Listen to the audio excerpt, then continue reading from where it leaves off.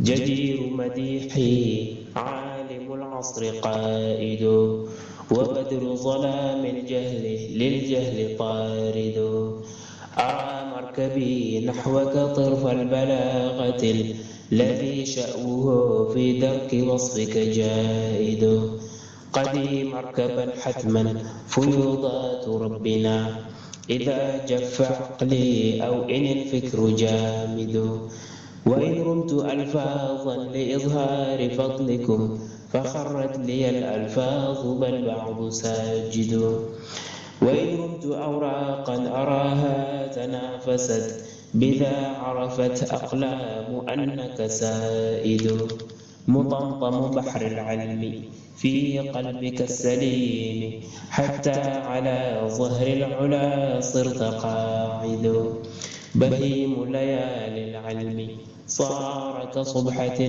لتبيانكم غرا وحتى الأساود فتاويك قار للمسائل مطفئ صلاء لها للجاهلين مرافد.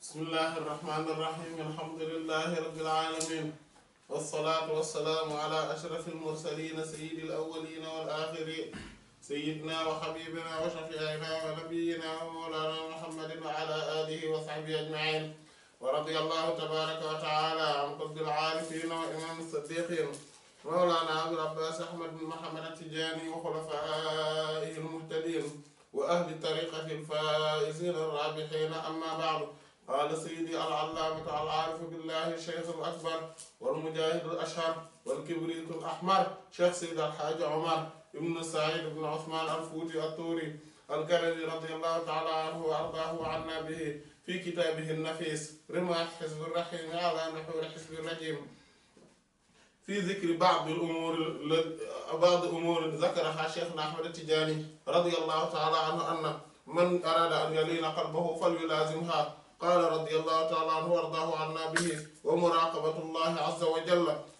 عند كل حركة وسكون بالقلب واللسان والأركان إلى آخره.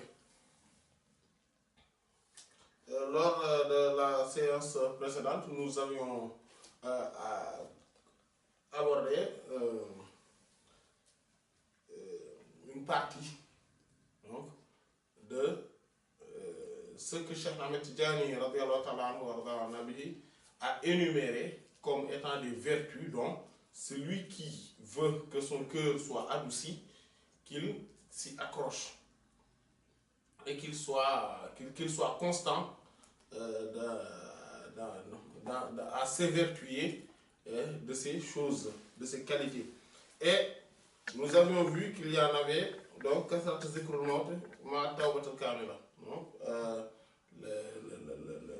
la multiplication du rappel, de la mention, du fait de se rappeler de la mort, avec un repentir parfait, accompli, sincère.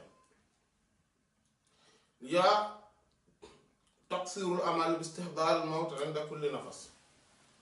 Le fait de se représenter, en tout cas, le fait de limiter les projets en se représentant la mort auprès de tout souffle, c'est-à-dire donc à chaque instant.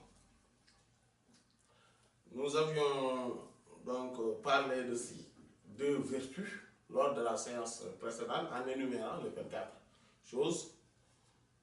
Et Cheikh Omar radiyallahu ta'ala anhu continue en apportant ce que Cheikh Ahmed Tidjani radiyallahu ta'ala anhu a mentionné, en tout cas énuméré, les 24, et qui ont été rapportés, qui a été rapporté dans Kitab al-Jami' de Sayyid Muhammad ibn Mashri radiyallahu ta'ala anhu wa radahu anna bihi, dans le Jami'.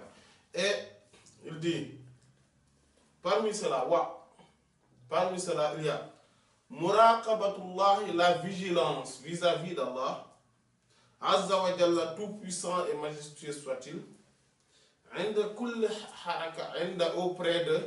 kulli harakatin, tout mouvement, wa sukunin et position stationnaire. Donc à chaque fois qu'on est en mouvement, ou en position stationnaire, on soit vigilant vis-à-vis d'Allah subhanahu wa ta'ala. Allah a des droits envers nous et donc on doit regarder à chaque instant, à chaque moment, quels sont les droits d'Allah subhanahu wa ta'ala. Qu'est-ce que Allah subhanahu wa ta'ala veut de nous? Qu'est-ce que Allah nous exige? Et qu'on soit vigilant et attentif par rapport à cela. Et donc il y a des moments où Allah subhanahu wa ta'ala veut de nous qu'on soit repentant. Par exemple, quand on a commis un péché ou on est dans la désobéissance, Allah subhanahu wa ta'ala veut de nous le repentir. Donc, on doit voir que ceci est le droit d'Allah subhanahu wa ta'ala en ce moment précis et qu'on doit s'y atteler. Il y a, par exemple, des moments où on a reçu des jouissances. Donc, on sait que Allah subhanahu wa ta'ala veut de nous qu'on soit reconnaissant. Donc là, il faudrait qu'on lui manifeste notre reconnaissance, et si modeste soit-elle, mais quand même qu'on montre quand même, qu'on manifeste quand même cette reconnaissance. Quand, par exemple, on est dans des moments où on a eu des épreuves, le droit qu'Allah subhanahu wa ta'ala a envers nous, c'est la patience, l'endurance,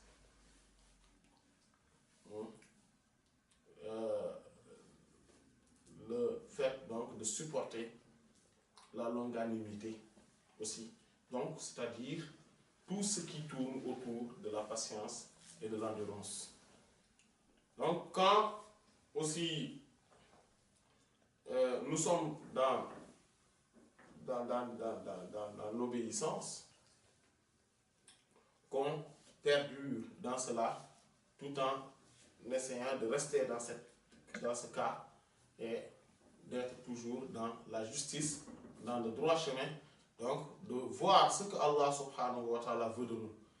Et ce que Allah veut de nous ne se limite pas à des cas généraux ou à des cas globaux, mais cela aussi concerne des cas, c'est-à-dire que les petits moments, quel que soit le moment. C'est pour cela qu'il dit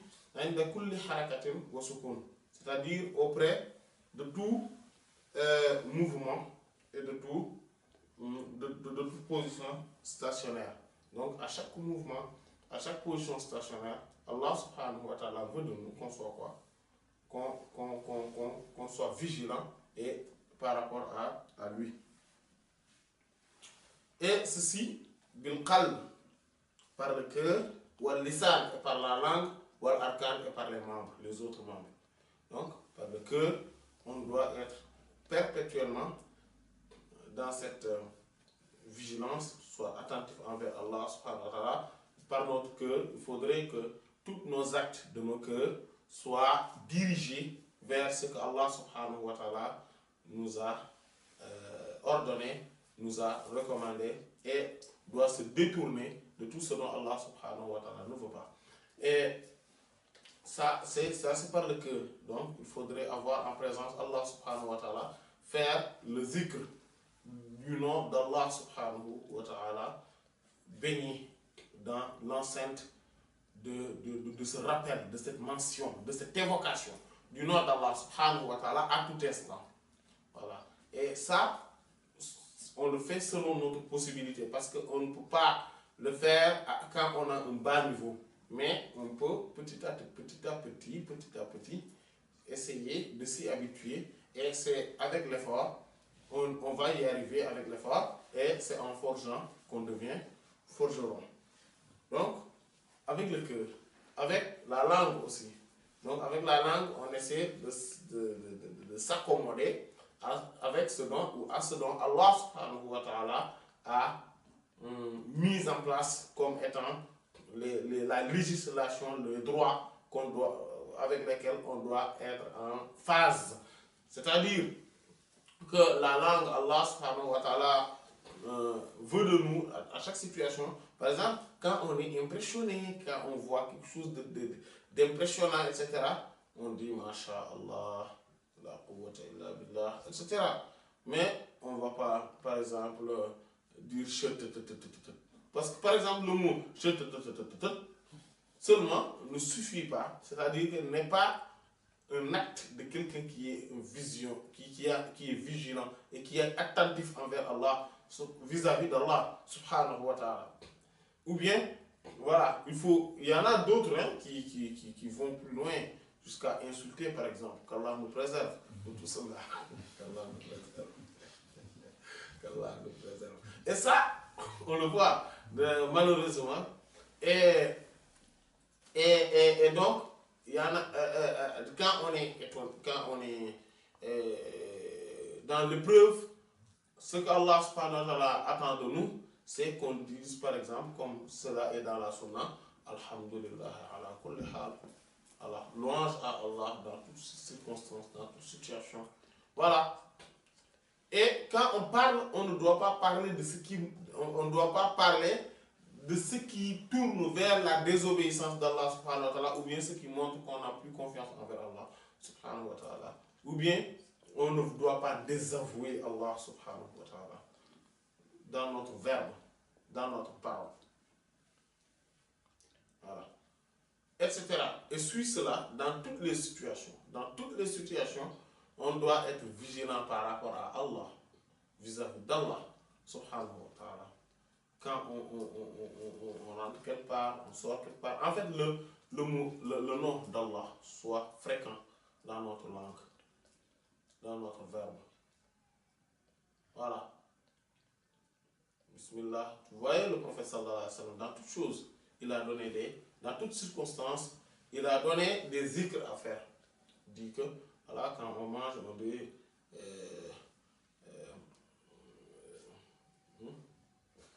Allahumma barik lana fima razaqtana wa qina adhaban nar. Bismillah. Quand on a fini, on dit Alhamdulillah alladhi at'amana wa saqana wa ja'alna muslimin. Quand on s'habille, Alhamdulillah alladhi alhabasani bi ghayri hawli minni wa la quwwa. Tabarakallah rabbul alamin. Quand on sort de la maison, Bismillah tawakkaltu ala Allah wa la hawla wa la quwwata illa billah. Quand on rentre dans la maison, Alhamdulillah alladhi Bismillah walajna, Bismillah kharajna, wa ala Allah rabbuna tawakkalna, wa la hawla wa la quwwata illa billah. Quand on rentre dans la mosquée, Bismillah wa salatu wa salamu ala rasulillah, Allahumma ftah li abwaab rahmatak. Quand on sort, Bismillah wa salatu wa salamu ala rasulillah, Allahumma ftah li abwaab fadlika al-azim, etc. Devant toute chose, auprès de toute chose. Et on voit, globalement, c'est Bismillah. Et globalement, à la fin, c'est Alhamdulillah. Donc, globalement, c'est Bismillah. Et à la fin, globalement, c'est Alhamdulillah. Voilà. Donc, avoir l'habitude de prononcer ces mots, Allahu Akbar, Subhanallah, La ilaha illallah, avoir l'habitude de prononcer ces termes, ces expressions dans des situations différentes, ça, cela adoucit le cœur, cela participe à adoucir le cœur et donc à augmenter la foi. Mais il faudrait que le cœur soit présent quand on prononce ces azkar, ces zikrs. Et que la présence du cœur ne doit pas s'arrêter là, comme nous l'avions dit tout à l'heure, c'est-à-dire devant toute chose, il y a globalement cet acte, cette œuvre de la part du cœur, mais aussi il y a des choses qui sont globales, c'est-à-dire qui sont générales aussi, même avec le cœur, toujours avec le cœur, il y a des choses qui sont encore globales. Par exemple, avoir la confiance envers Allah. Avoir la piété, c'est-à-dire la crainte révérentielle envers Allah. C'est-à-dire avoir de la révérence envers Allah. Le fait d'être reconnaissant envers Allah, le fait d'avoir la patience et l'endurance, le fait de se diriger directement envers Allah subhanahu wa ta'ala avec le cœur. Voilà.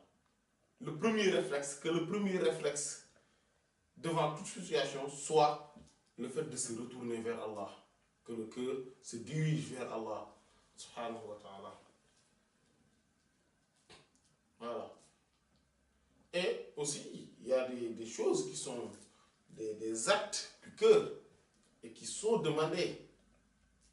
Et quiconque ait la vigilance envers Allah subhanahu wa ta'ala doit l'avoir.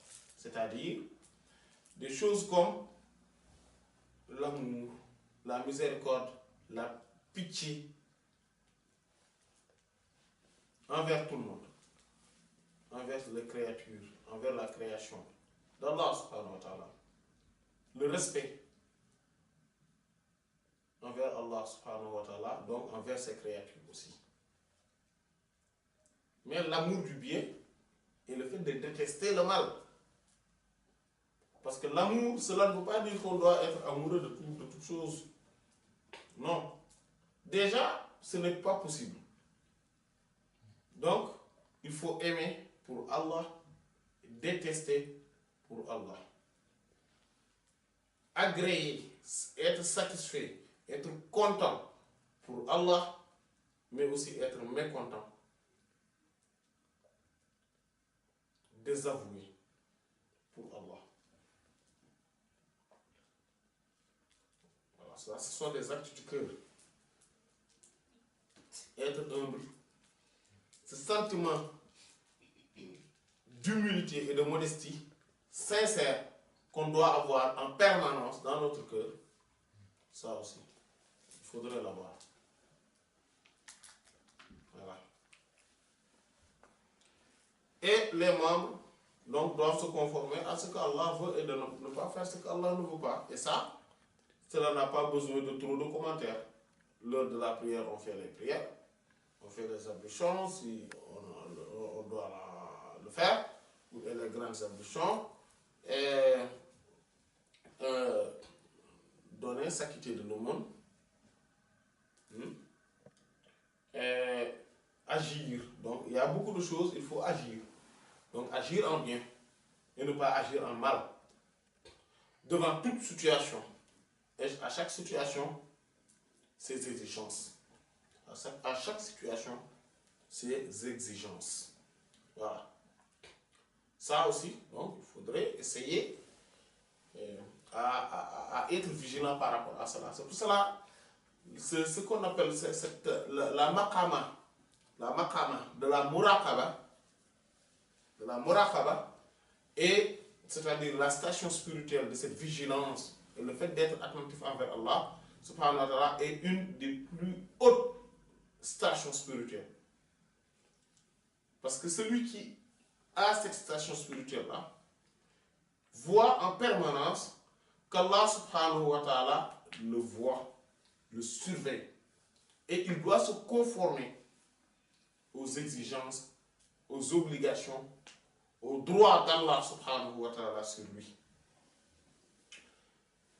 Et les droits des créatures qu'Allah lui a imposés également.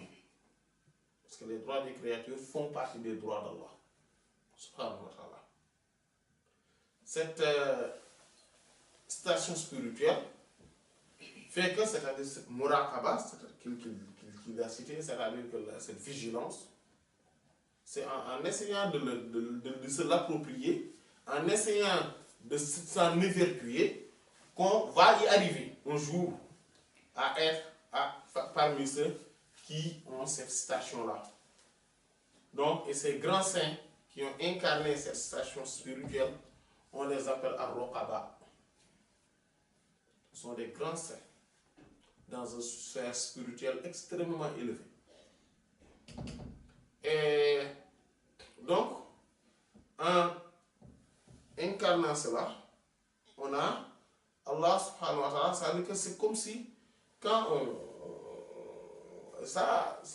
les ouvriers le savent. Les ouvriers, ou plutôt les apprentis, ou plutôt les salariés, quand le boss est là, et il est là, on le voit, en permanence, c'est-à-dire, on essaie de se conformer à son travail de la meilleure des manières. Parce qu'il est là. Et d'ailleurs, même celui qui est dans les entreprises, quiconque fréquente les entreprises pourrait s'en apercevoir très rapidement. Dès que le boss vient, on voit que les gens commencent à s'activer davantage et le sérieux est de mise, plus qu'avant, plus que quand il est absent. Pourquoi? Parce que là, à ce moment-là, ils sont dans une station de la muraqaba, c'est-à-dire que de la vigilance, du fait d'attention, le fait de savoir qu'ils sont en train d'être surveillés. Et là, ils font attention, ils vont voir. D'ailleurs, leur comportement, rien que le respect qu'ils ont, on voit que ce n'est pas trop naturel. C'est-à-dire, par rapport à voilà, ce qu'ils disent, la façon dont ils parlent, la façon dont ils agissent, et voilà, et on voit l'engouement qu'ils manifestent dans le travail qu'ils sont en train de faire. Tout cela change, tout évolue. C'est pour ça que ceux qui sont dans cette station spirituelle de là, et walillahi al-masalul a'la, cette station spirituelle, quand on arrive à cette station spirituelle, on est comme ça vis-à-vis d'Allah, à chaque instant, à tout moment. On est vigilant, attentif envers Allah subhanahu wa ta'ala. Devant toute chose, on voit on se demande ce que Allah veut. Parce que Allah nous voit et est là avec nous et on le sent. On sent sa présence. On sent sa vue, son ouïe, sa science. On sent sa puissance, sa capacité de faire strictement et exclusivement ce qu'il veut. Voilà, on le sent. Mais on ne le sent pas physiquement, mais on le sent dans le cœur. Et cela a donc toutes ses répercussions dans l'agissement du cœur, dans l'agissement de la langue, donc dans le verbe, et dans les agissements, dans les faits et gestes. Voilà. Automatiquement, c'est automatique. Donc ça, c'est al-muraqaba. Voilà. Donc, le fait d'essayer d'être dans cela adoucit le cœur et donc augmente la foi. Qu'Allah nous donne cette station spirituelle permettant d'être tout le temps dans sa vigilance, de savoir qu'il est là, il nous surveille, il connaît tout, il entend tout, et rien ne l'échappe. Et il a la possibilité de faire ce qu'il veut en nous et ce qu'il veut de nous. Comme exactement il le veut. Sans notre avis à nous. Ceux qui sont arrivés dans cette station spirituelle, devant toute situation, ils n'ont qu'une seule question. Une seule. Et cette question-là, ils se le posent en permanence. Qu'est-ce qui provoque la satisfaction et l'agrément d'Allah subhanahu wa ta'ala en cette situation précise? Et qu'est-ce qui provoque la colère et le courroux d'Allah subhanahu wa ta'ala dans cette situation? Et selon la réponse qu'ils obtiennent de cela, selon la réponse qu'ils obtiennent, voilà, ils vont agir en conséquence. Qu'Allah nous donne cela. Par la haute considération de leur chef, c'est-à-dire Sayyidina Muhammad sallallahu alayhi wa sallam. Donc, parmi ceux qui font, parmi les choses qui permettent d'adoucir le cœur et donc, par conséquent, augmentent la foi, il y a nafyul ghadab, le fait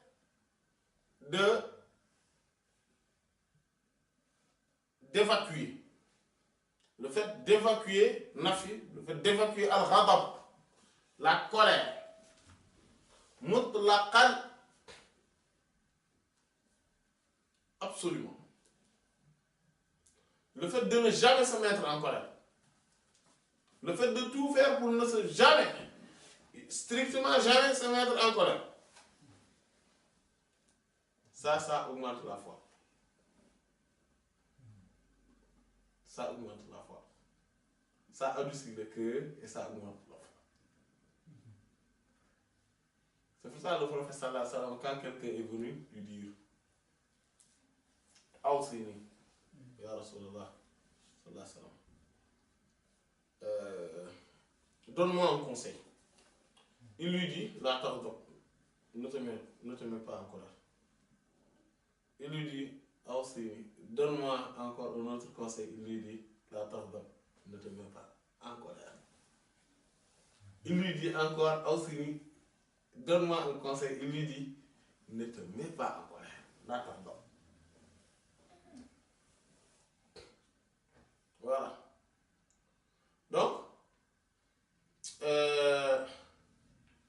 le fait de se mettre en colère, il faut donc tout faire pour ne jamais se mettre en colère. Parce que le fait de se mettre en colère est causé souvent par deux choses. Le fait de se mettre en colère est causé que par deux choses. La première chose, c'est une chose dont on peut régler le problème. Et la deuxième chose, c'est une chose dont on ne peut pas régler le problème. Donc, il n'y a que deux sources. Ce dont on peut régler le problème là maintenant. Et l'autre, c'est on ne peut pas régler le problème. Si on peut régler le problème, cela ne nécessite pas d'être en colère. Parce que de toute façon, on peut régler le problème. Si on ne peut pas régler le problème aussi, cela ne nécessite pas la colère. Car de toute façon, cela ne fait qu'augmenter les raideurs vilaines du visage de la personne en question. Donc, cela ne nécessite pas d'être en colère. Et maintenant, si on peut régler le problème, on a le choix entre pardonner et ne pas pardonner. Si on peut pardonner, pourquoi se mettre en colère? Si on ne peut pas pardonner et qu'on peut régler le problème, bien, on le règle. Cela ne nécessite pas d'être en colère. Mais voyez-vous, le prophète sallallahu alayhi wa sallam, en disant à cette personne, ne sois pas en colère, une question se lève à partir de ce moment-là. C'est quoi? C'est le fait de se mettre en colère est ce qu'on appelle sifat infi'ali. C'est on appelle sifatul infi'al ou sifatul infi'aliya. C'est quoi? C'est un attribut, un qualificatif dont on subit. C'est-à-dire, personne ne reste là et dire que, bon, là, maintenant, je décide de me mettre en colère, et je me mets en colère et il commence à être furieux. Non. On ne voit jamais ça. Ou presque rarement. En tout cas, moi, j'ai jamais vu quelqu'un qui a la capacité de dire que, là, j'ai décidé de me mettre en colère, je vais me mettre en colère, et aussitôt, il se met en colère et il commence à avoir les yeux rouges, et il commence à crier, etc. Non. Moi, j'ai jamais vu ça. J'ai jamais entendu parler d'une telle personne également. Ce sont des conséquences, c'est-à-dire que ce sont des choses qu'on subit. C'est un sentiment dont on n'a pas le contrôle. C'est comme le sommeil. C'est comme le fait d'aimer naturellement quelque chose ou de le détester naturellement. Ce sont des choses qu'on subit. Mais le fait d'être en permanence dans le zikr, le fait en permanence de se dire que, c'est-à-dire que de faire l'effort de ne pas se mettre en colère, c'est qu'en ce moment-là qu'on ne devient plus coléreux. C'est-à-dire qu'on n'est plus en colère. Le premier jour où on va essayer de ne pas se mettre en colère, si on a l'habitude de se mettre en colère, le premier jour, c'est comme si on a le cœur ici, dans la gorge. Ce sera extrêmement dur, mais on se retient. Donc le prophète sallallahu alayhi wa sallam, en disant à cette personne, ne te mets pas en colère, ne lui a pas dit que cette chose-là ne t'arrive pas. Mais non, c'est-à-dire que contrôle ta colère. C'est ce que cela veut dire. C'est pour ça que le Coran parle de وَالْكَاظِمِينَ الْغَيْظَ وَالْعَافِينَ عَنِ النَّاسِ. Ceux qui contrôlent leur colère et ceux qui pardonnent aux gens. Et Allah les a appelés, les a nominés comme étant, c'est-à-dire des bienfaisants, muhsinoun. Donc ils sont dans une haute station spirituelle, c'est-à-dire dans la troisième dimension de l'islam, al-ihsan. Et Allah dit Wallahu yuhibbul muhsinin. Allah aime les bienfaisants, ceux qui sont dans la perfection. Parce que seuls ceux qui sont dans la perfection arrivent à contrôler leur colère à tout bout de champ, c'est-à-dire tout le temps. Donc, le prophète sallallahu alayhi wa sallam, en disant à la personne ne sois pas en colère, il lui dit, en fait, fais tout pour contrôler ta colère.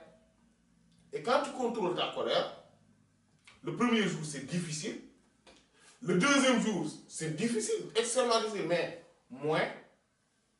Le troisième jour aussi, et petit à petit, on verra que cela part. Et le prophète sallallahu alayhi wa sallam nous a donné beaucoup de remèdes par rapport à cela. C'est pour cela que quand il a vu quelqu'un, deux gens se bagarrer et que l'un insultait et avait les yeux rouges, etc., il a dit, pourtant je connais une expression, si lui il le prononçait, sa colère allait s'apaiser. C'est A'udhu billahi minash shaytanir rajim. Il suffisait qu'il le dise et voir sa colère s'apaiser. Ça, c'est une des remèdes. C'est un remède très efficace par rapport à la colère. Il y a un autre où, sallallahu alayhi wa sallam, nous incite à faire des ablutions. Quand on est en colère, et d'ailleurs, ça on le voit avec les. C'est pour cela que l'autre jour, je me rappelle, j'en parlais avec Gaï Ibrahim. Il y avait un enfant, c'est de Ahmad Seydi, qui pleurait parce qu'il disait que voilà, il voulait il voulait voir son père, etc. Je lui ai dit, ok, viens, voilà, on va, voilà. Et il pleurait, il continuait à pleurer. Je lui ai dit, oui, on va apprendre après, tu vas voir ton père. Donc, je lui ai rincé le visage avec l'eau. Et il s'est tué. Donc, en le rinçant au visage, j'ai dit à Guy, voilà, moi, c'est comme ça que je fais avec les enfants. Quand ils pleurent, je leur rince le visage, après, bon, ils vont se calmer, quoi. Parce que l'eau a ses spécificités d'éteindre cette colère, d'éteindre la colère et d'éteindre le chagrin. Quelqu'un qui a le chagrin ou qui est en colère et qui prend un bain, même si ce n'est pas un bain spirituel, rituel ou les ablutions, il verra que son cœur va s'apaiser. C'est un grand remède. Voilà, avoir l'eau. Allah. Comme Allah a dit, anzalna minas sama'i ma'an mubarakan. nous avons fait descendre du ciel de l'eau bénie. C'est-à-dire que l'eau est bénie. Et parmi sa bénédiction, c'est-à-dire que ça permet d'éteindre la colère et le chagrin.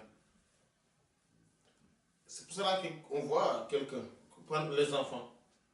Les enfants, quand ils pleurent, on les lave. Quand on les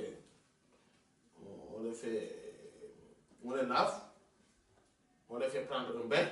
Après, on voit qu'ils vont commencer à se calmer. Voilà, ça c'est un remède très... que le prophète sallallahu alayhi wa sallam connaît ce remède-là. C'est pour ça qu'il dit que celui qui se met en colère, qu'il fasse ses ablutions, même s'il les avait.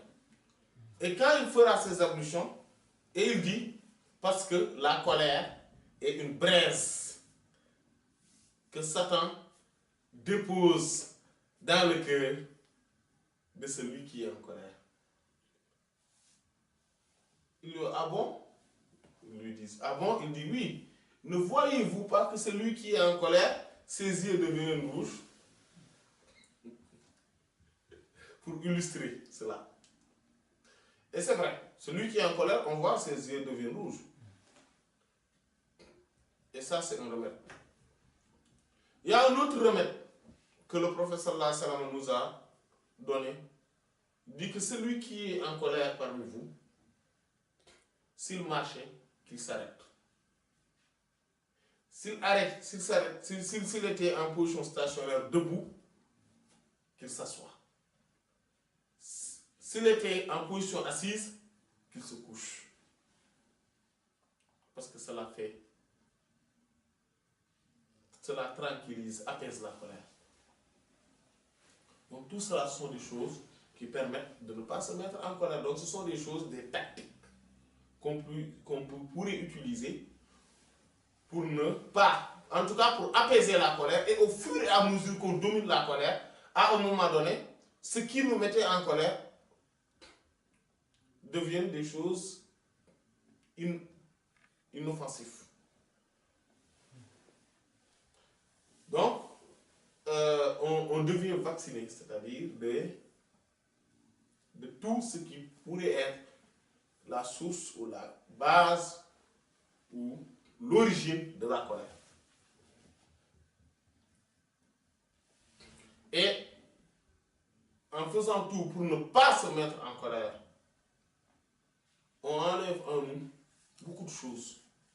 Parce que quand on ne se met pas en colère, on voit des vertus qui étaient très difficiles à avoir, être facilitées pour nous. Par exemple, la modestie, l'humilité.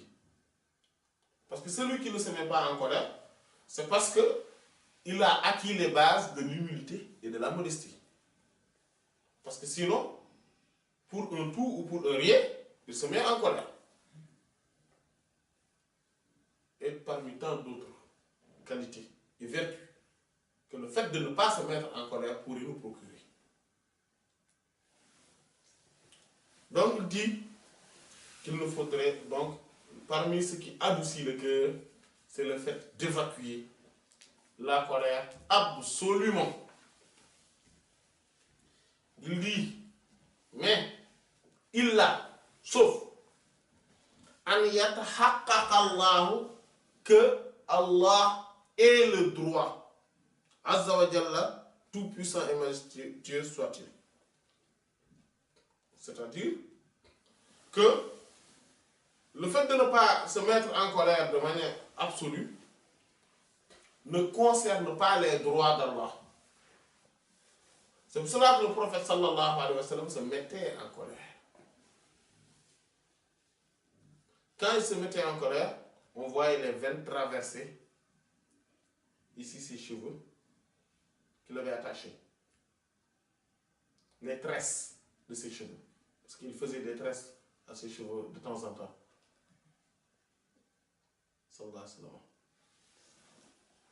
Et on voit les veines ici. Tellement quand il était en colère. Il y a plusieurs hadiths qui nous montrent que le prophète sallallahu alayhi wa sallam se mettait en colère. Mais à chaque fois qu'il était en colère, c'est parce que des droits d'Allah subhanahu wa ta'ala ont été visés. Et donc quand les droits d'Allah subhanahu wa ta'ala ont été visés ou atteints, il se met en colère et c'est ce qu'il faut. Donc le fait de ne pas se mettre en colère ne concerne que les droits individuels ou égotiques. Tout ce qui concerne notre ego, donc dans cela, on n'a pas le droit d'être en colère par rapport à cela. Mais si cela ne concerne les droits d'Allah subhanahu wa ta'ala, concerne le prophète sallallahu alayhi wa sallam, concerne les saints, les vertueux, ou même les prophètes alayhi salatu wa salam, concerne la loi d'Allah subhanahu wa ta'ala, là, il faudrait se mettre en colère. Et le fait de se mettre en colère dans ces cas de figure-là serait quoi? Une grande vertu. C'est pour cela que le prophète sallallahu alayhi wa sallam a parlé quand on lui a posé la question selon qui sont les véritables saints, c'est-à-dire rapprochés d'Allah subhanahu wa ta'ala, il dit que ce sont ceux dont, si on les voit ou on les mentionne, on se rappelle d'Allah. Ils aiment pour Allah, détestent pour Allah, sont contents, satisfaits pour Allah, mais se mettent en colère pour Allah. Tant qu'on n'a pas encore cette capacité, tant qu'on n'est pas encore doté de ces vertus, c'est parce qu'on n'est pas encore dans le summum de la sainteté. Voilà. On n'est pas encore dans le summum de la sainteté.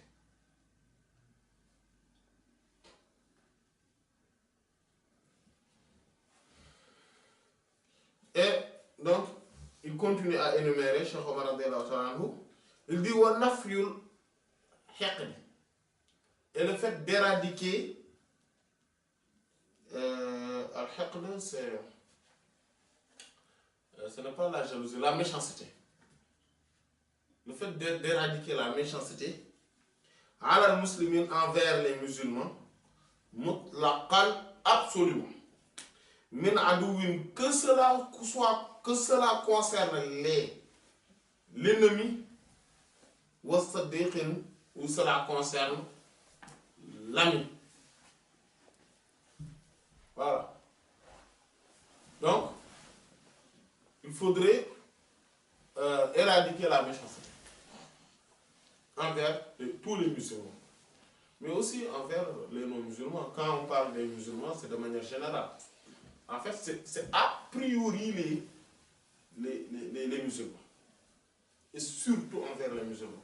Mais maintenant, nous, ce qui nous arrive, c'est qu'on est très compréhensif, d'où,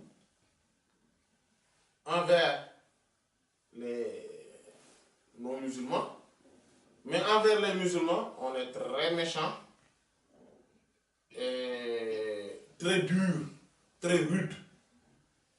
Voilà. On voit des gens, c'est-à-dire avec les non-musulmans, on est compréhensif, on essaie voilà, on est souple, on est doux, on les adresse la parole, on les salue en premier.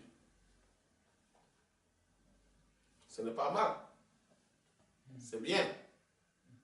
Mais envers les non-musulmans, on est quoi? Envers les musulmans plutôt, on est dur, on est rude, on ne tolère pas, on ne pardonne pas, on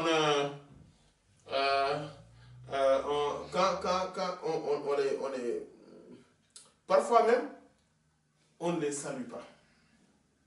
On n'accepte pas de les rencontrer en disant qu'ils sont dans la désobéissance, ils sont dans l'erreur, ils sont dans l'égarement. Qu'est-ce qui est plus grave comme égarement, comme erreur, comme désobéissance que d'être dans la mécréance, que de désobéir le prophète sallallahu alayhi wa sallam dans l'essence même de sa mission. Il n'y en a pas. Et pourtant, nous, on est plus doux envers les non-musulmans qu'envers les musulmans. Et ça, il faudrait qu'on le voie. Cela, c'est un grand signe de la faiblesse de notre foi. Donc, pour adoucir notre cœur, il nous faudrait davantage d'amour et d'éradication de méchanceté envers les musulmans. De manière absolue. Que ces gens-là soient donc nos alliés, qu'ils soient également nos ennemis. Parce que l'inimité qui a été dit ici, qui a été mentionnée ici, ne concerne pas l'inimité religieuse. Parce que l'inimité religieuse ne peut exister entre deux musulmans. Parce qu'ils ont en commun la ilaha illallah Muhammad Rasulullah sallallahu alayhi wa sallam. Ceci qu'ils ont en commun, donc est la chose la plus élevée qui soit. Ils ont en commun le Coran, ils ont en commun la prière, ils ont en commun le pèlerinage, ils ont en commun le ramadan, et ils ont tout en commun. Dans tout ce qui est essentiel et tout ce qui est basique dans la religion, ils l'ont en commun. Donc cette inimité n'est pas dans la religion. Même si parfois, donc, il y a une inimité idéologique qui puisse avoir entre deux personnes musulmanes ou entre deux groupes musulmans. Par exemple, certains sont dans l'hérésie, dans la bid'a. Là, il y a une inimité, une animosité. Mais cela ne doit pas nous amener à être méchants envers eux. Donc il faudrait que cette méchanceté, qu'il faudrait qu'on ait plus de tolérance envers les musulmans. Voilà. Ils sont égarés. Oui. Les gens de la bid'a sont égarés. Oui. Ils ont beaucoup de gestes, ou des faits, ou des propos qui sont contre l'enseignement du prophète sallallahu alayhi wa sallam, qui sont contre ce qu'a enseigné et ce que nous a légué les pieux prédécesseurs, les savants et les saints, oui. Mais quand même, ils sont des musulmans. Le simple fait d'être musulman leur donne un droit absolu sur nous. Le simple fait d'être musulman.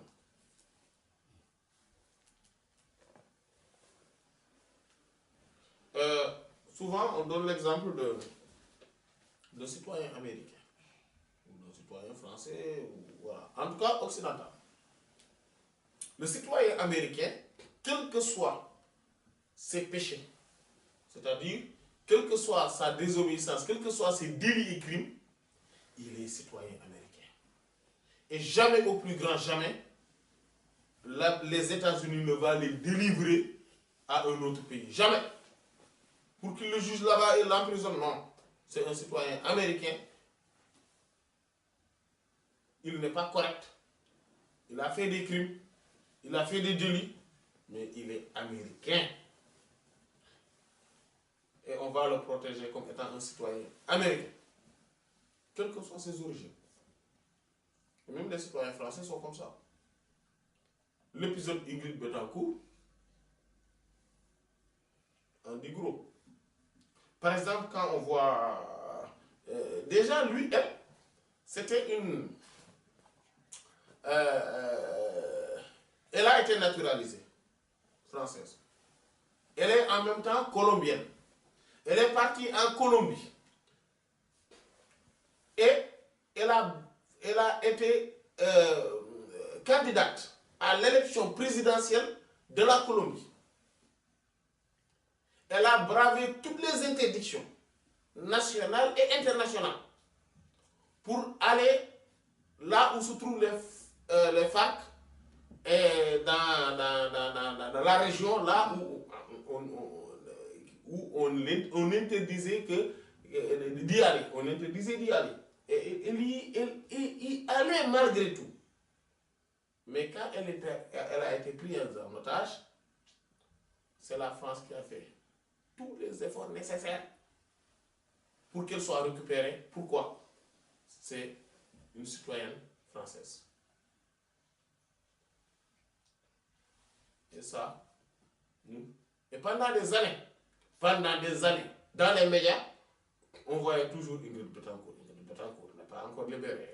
Voilà, les médias, dans les médias, on voyait tout cela. Et pourtant, c'est elle qui a été fautive. Et elle n'était même pas là-bas pour la France. Elle était là-bas en tant que Colombienne. Et pour faire son campagne électorale en tant que candidate à la présidence de la Colombie, qui, si elle avait accédé au pouvoir, pourrait être en désaccord avec la France sur pas mal de dossiers. Et malgré cela, comme elle est citoyenne française, la France là a dépensé tous les efforts financiers et diplomatiques pour pouvoir la libérer. Voilà, donc je donne cet exemple-là pour dire que nous, musulmans, on doit avoir cette même attitude, ou même mieux encore. Alors, le Coran a dit rien d'autre. Les croyants sont des frères. Et la fraternité religieuse, la fraternité spirituelle, la fraternité islamique est encore beaucoup plus forte que la fraternité sanguine, que la fraternité biologique. Voilà. Donc, nous devons être sensibles par rapport à cela. Nous devons fournir beaucoup d'efforts par rapport à cela. Le prophète sallallahu alayhi wa sallam a dit Masalul mu'minina, ou dans une autre version, Taral mu'minina, fi tawadudihim, wa ta'atufihim, Masalul mu'minina, fi tarahumihim, wa ta'atufihim, wa tawadudihim, kamasalil jasadi. إذا اشتكى منه عضو تداعى له سائر الجسد بالسهر والحمى. Donc, comme cela a été rapporté dans le Sahih de l'imam Muslim rahimahullah. Le prophète sallallahu alayhi wa sallam a dit l'exemple des musulmans,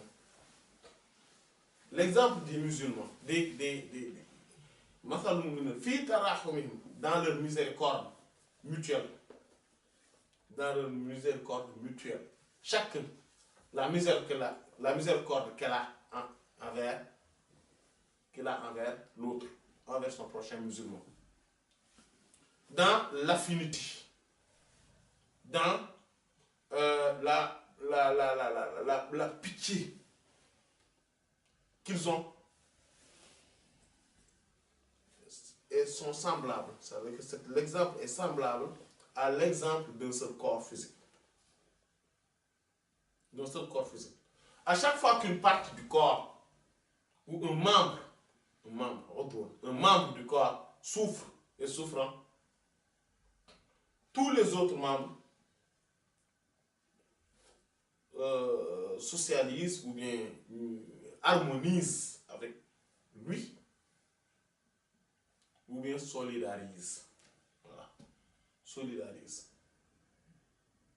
Donc, en ayant une insomnie et une fièvre. Voilà. Quand on a mal à la dent, tout le corps a la fièvre. Et tout le corps le ressent. Et cela nous empêche de dormir. C'est pareil si on a mal aux pieds. C'est pareil si on a mal à la main, etc. Mais aujourd'hui, on est très loin de cette réalité, de cette image, de cet exemple. Le prophète sallallahu alayhi wa sallam dit également Al-Muslimu lil-Muslim kal-bunyan yashuddu ba'duhu ba'da. Le musulman par rapport à l'autre musulman, aux autres musulmans, est comme un édifice où chaque musulman est une brique de cet édifice et donc il s'embrique et que chacun consolide l'autre. Et dans un autre hadith également, il dit le croyant est le miroir du croyant. Donc le croyant est le miroir du croyant, c'est-à-dire que le croyant, quand il voit l'autre croyant, il se voit lui-même. Comme c'est son miroir, quand il le voit, il se voit lui-même. Et donc, quand il voit en lui du mal, parce que c'est le miroir, donc c'est les autres qui lui permettent de voir son vrai caractère à lui. Mais ce sont les autres. Donc quand on voit dans notre miroir quelque chose de mauvais, ou bien une tache, ou bien quand on regarde le miroir et on se voit nous-mêmes, on voit une tache, on l'enlève pour nous. Mais on l'enlève pour nous.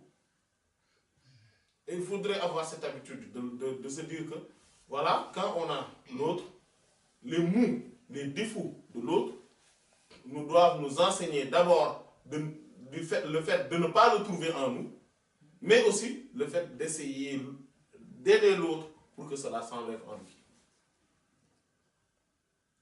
Voilà. Et vous voyez, quand quelqu'un a mal quelque part dans, ou bien a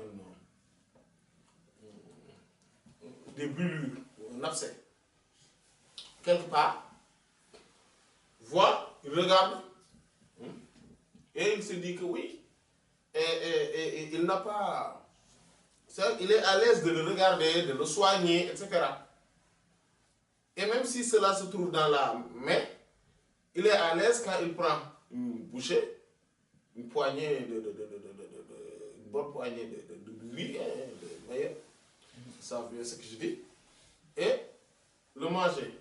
Ou bien même lécher la main qui a le bouton ou l'abcès, sans problème. Mais quand il le voit chez un autre, ça le répugne.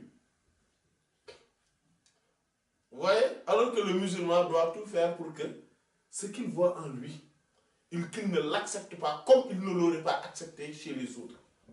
Mais aussi qu'il accepte chez les autres ce qu'il accepte en lui-même. C'est comme ça. C'est qu'à ce moment-là qu'on a pris les autres musulmans comme nous-mêmes. C'est qu'à partir de ce moment-là qu'on a pris les musulmans comme étant nos miroirs. Qu'on les considère comme étant nos miroirs. Qu'Allah nous donne cet attribut ou cette vertu. Voilà. Il y a beaucoup parmi nous qui pourraient se tolérer beaucoup de choses, beaucoup de défauts. Alors que le centième de ces défauts, s'il le voit chez un autre, les critiques déverseront sur lui, de sa part. Et ça, il faudrait... Parce que quand c'est moi qui ai un défaut, je pourrais me dire, oui, ça c'est mon défaut. Bon, en fait, je vais tout faire pour chercher des excuses pour moi-même.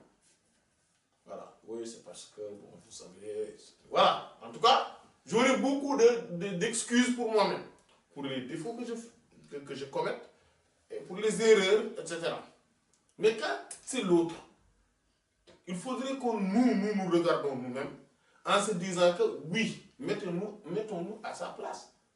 Est-ce que cette personne a fait ou a commis ce qu'elle a commis parce que cela relève de son propre gré, ou bien cela relève des circonstances dans lesquelles elle est. Si cela relève des circonstances dans lesquelles elle est, on se met à sa place. Et on se dit que si c'était nous aussi, bon, on allait faire agir comme elle. Voilà. Quand quelqu'un est dans l'erreur, il faudrait essayer tout le temps de lui trouver des excuses, comme si c'était nous. Parce que si c'était nous, On allait se trouver des excuses. Même si on se dit que oui, bon, c'est vrai que c'est pas bien ce qu'on a fait, mais bon. Et aussitôt, on va commencer à nous trouver des excuses. Et c'est ainsi qu'on doit agir envers les autres aussi. Voilà.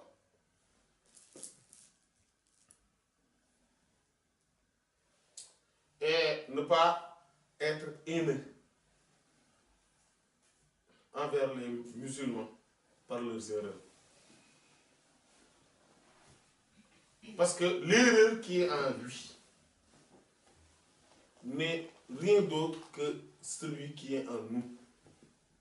Parce que le prophète sallallahu alayhi wa sallam nous a dit qu'il est notre miroir. Le prophète sallallahu alayhi wa sallam nous a dit que moi et lui, on n'est que des membres d'un même corps.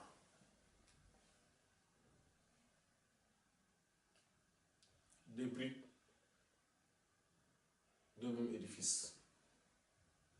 Voilà. On doit s'entraider, on doit solidariser. Et on doit faire tout pour être tolérant entre nous, musulmans d'abord. Semer cette cohésion entre nous, malgré nos différences, des voies qu'on puisse suivre, des idéologies qu'on puisse avoir, et des conceptions qu'on puisse avoir sur pas mal de choses. Cela n'empêcherait pas de dénoncer certaines erreurs, certaines exactions, certaines hérésies. Cela ne nous l'empêche pas. Mais quand même, soyons tolérants envers eux. Ne pas passer tout notre temps à critiquer les autres groupes. Parce qu'il y en a qui prennent tout le temps à dire oui, les wahhabites, ceci, les wahhabites, cela, les wahhabites. En fait, même les zikr, ils ne le font plus. Parce que tout le temps, ils sont dans les wahhabites, ceci, les wahhabites, cela, les chiites, ceci, les chiites. Ils sont dans l'erreur, certes. Mais il ne faut pas prendre tout notre temps sur la dénonciation de ces erreurs-là. Nous aussi, occupons-nous de nous-mêmes. Et essayons, et surtout invoquons Allah subhanahu wa ta'ala pour qu'il les guide. Pour qu'ils reviennent dans la bonne voie. Voilà. Et occupons-nous aussi de nous-mêmes. Parce que nous aussi, on n'est pas indemne des défauts. Qu'Allah nous préserve. Voilà. Et le musulman restera toujours musulman.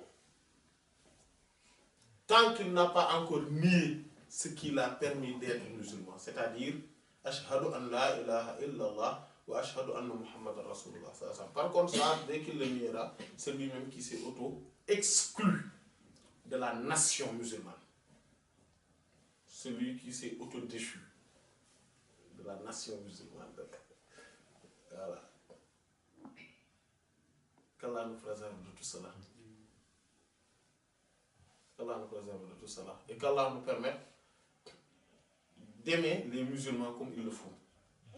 Le prophète sallallahu alayhi wa sallam a dit à Sayyidina Anas radiyallahu ta'ala anhu, Ya bunayya, iza istata'ta an la tusbiha wa la tahdu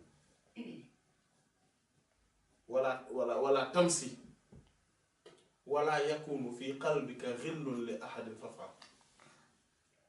Mon fils, si tu as la capacité de te réveiller et de passer le soir, donc de passer la matinée et de passer les soirées sans avoir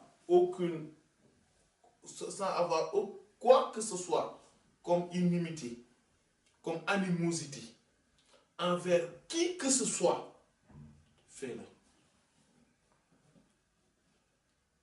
Si tu peux passer, si tu peux être dans la vie sans avoir le cœur lourd envers personne, la méchanceté, l'animosité, l'inimité, etc., la haine envers personne, fais-le. Et c'est ça. envers qui que ce soit, a fortiori envers nos frères musulmans. Quoi qu'on puisse dire, c'est nos frères musulmans. Ce qui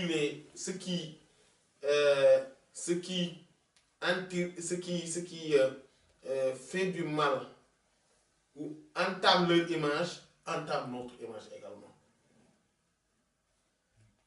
Mais cela ne nous empêche pas qu'on doit les corriger. Comme le prophète sallallahu alayhi wa sallam l'a dit, unsur akhaka zaliman aw mazluman.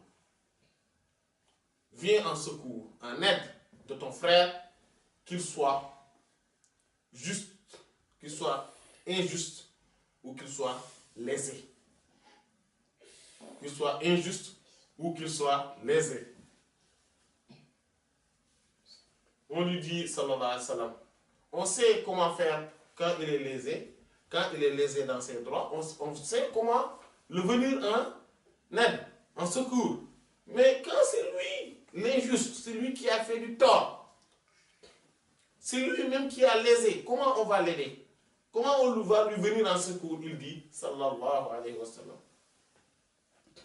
que tu lui montres le droit chemin, que tu lui montres qu'il a été injuste, que tu le corriges. Donc cela ne doit pas nous empêcher de corriger. Mais corriger nécessite avoir la personne en face, avoir la personne là, accepter de dialoguer, de débattre avec la personne. De toute façon, mais ceux qui sont dans le mauvais chemin, ça c'est un des signes du fait d'être dans l'égarement. C'est quoi? C'est le fait de ne pas accepter de débattre. Parce qu'ils n'auront que la force pour débattre, pas la science. Ça, c'est pas l'arme, la violence, c'est l'arme des faibles. À chaque fois, et dans l'histoire, c'est comme ça. À chaque fois que les gens sont dans l'hérésie et que les savants disent oui, bon, mettons-nous autour d'une table et discutons. Et on verra le vrai du faux. Là, non, ils prennent le bâton, le sabre, l'épée. Pas d'autre choix. Et ça, donc c'est pour ça qu'il faudrait s'éloigner de cette façon de faire et être dans le débat, dans le dialogue, dans la discussion, mais basé sur la science. Qu'Allah nous permette cela. والله تعالى أعلم وصلى الله على سيدنا محمد وعلى آله وصحبه أجمعين سبحان ربك رب العزة عما يصفون وسلام ولله وفيض الكتم نورا أحاطكم ويسقيك أنوارا وعمت أماجد وأسراره تسري كليث لفرهد على روحك الأصفى وظلت مكائد فما كثرت إلا عليك مدائحي وما حسنت إلا عليك المحامد وما لي بقول فيك إلا شهدته شهادة حق ليس فيه زوائد بل اسمك عنوان العلا فيك خالد محمد أنت المصطفى أنت عابد